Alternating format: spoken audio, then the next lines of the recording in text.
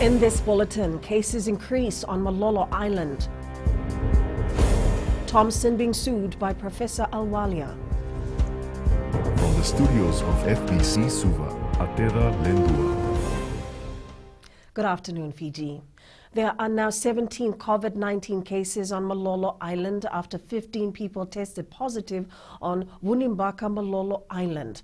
Permanent Secretary for Health Dr. James Fong says early investigations have determined that more than 20 people had recently engaged in unauthorized travel from Vitilevu to Malolo Island. Dr. Fong adds that a medical team from Lautoka has traveled to Malolo Island to assist with the necessary response, including isolation of cases, contact tracing and quarantine of contacts. He's calling on village elders and leaders to support current efforts to protect maritime islands and to immediately report any suspicious movements into their communities. To our islanders or colleagues or fellow citizens in the maritime, we are appealing to them not to undertake any unauthorized travel.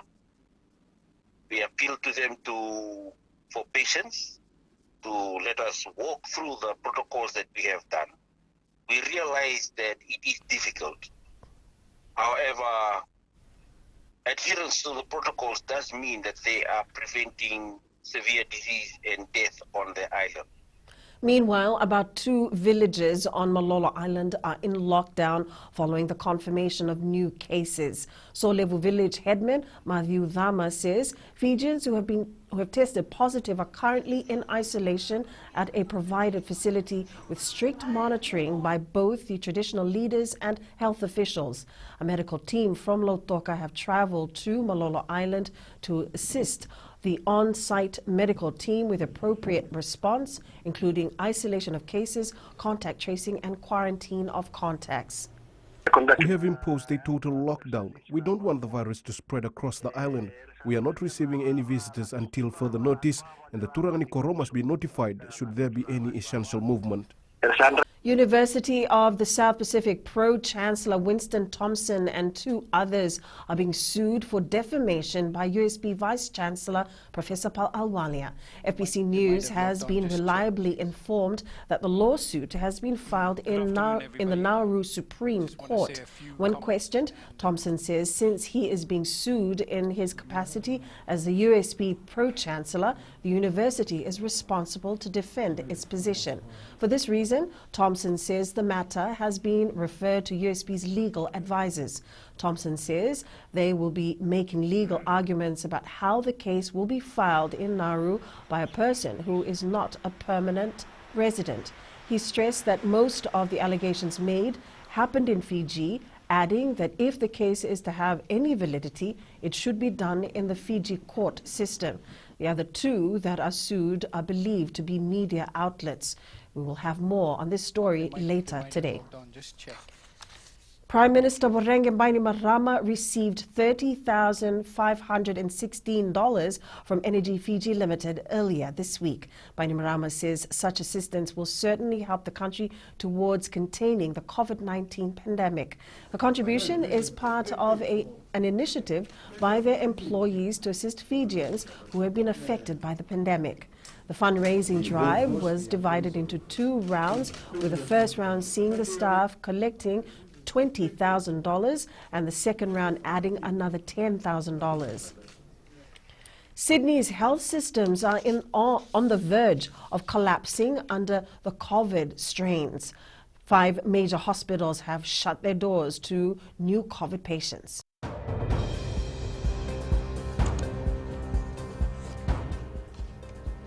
And to our latest COVID-19 update for today. Fiji recorded 255 new COVID-19 infections for the period ending at 8 a.m. yesterday. Of the new cases, 138 cases are from the Western Division, 117 from the Central. The Health Ministry also recorded 6 new COVID-19 deaths for the period between 22nd to the 24th of August. 3 deaths were reported from the Central Division and 3 from the Western.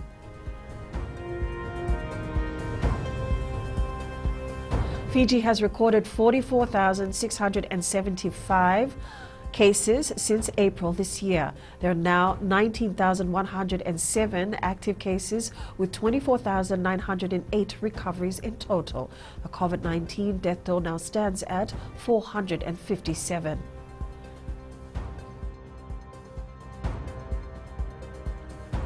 The vaccination campaign also continues around the country.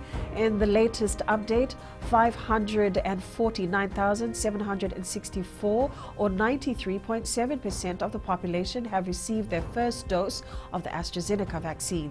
249,726 or 42.6% have received their second dose.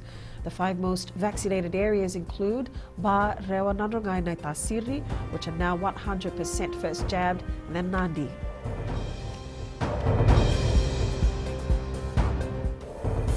Up ahead, Team Fiji Olympians safe in Tokyo despite COVID cases, and young chess players encouraged. Stay with us.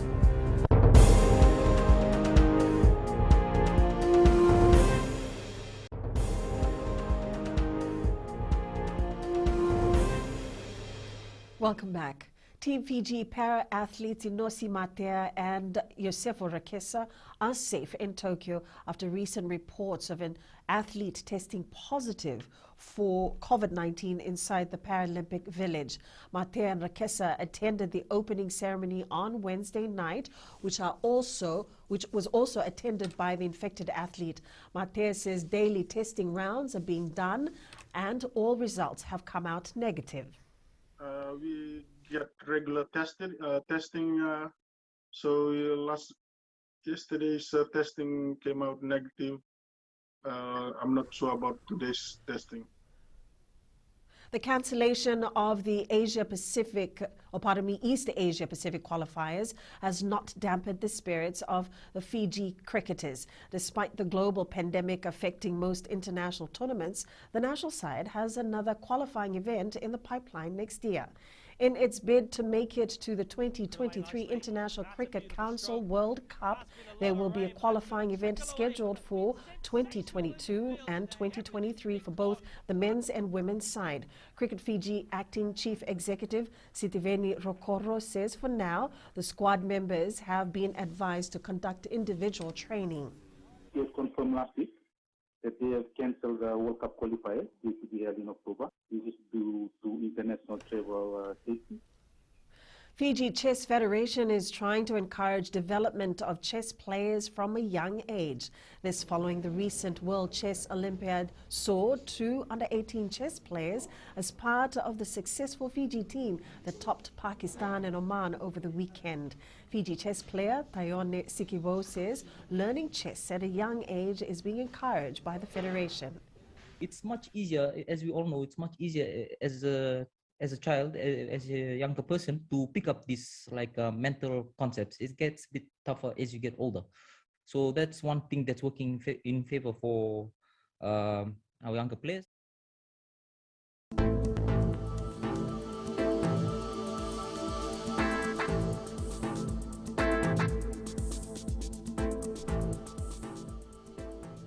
Expect strong southeasterly winds over eastern Vonolevu, Yasawa, Kandavu, and the Lau and Lomaiviti groups and Rakiraki, with average speeds of 35 kilometers per hour to 45 kilometers per hour with rough seas. Elsewhere, moderate to fresh southeast winds, gusty at times, rough seas. Some showers over the eastern parts and the interior of the larger islands.